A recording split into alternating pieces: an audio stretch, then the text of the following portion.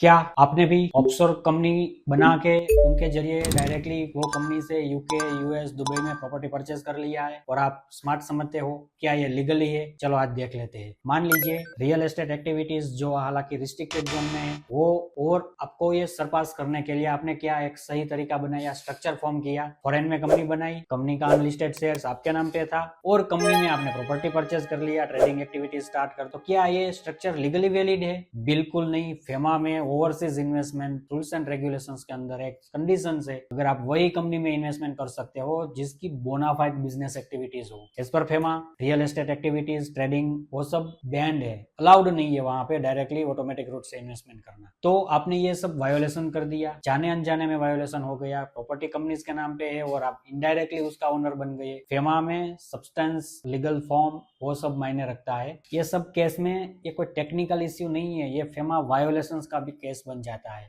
अगर आपने भी ऐसे ही कोई जाने अनजाने में गलती हो गई है और ये गलती से बाहर निकलना चाहते हो तो कमेंट अच्छे सॉल्यूशन।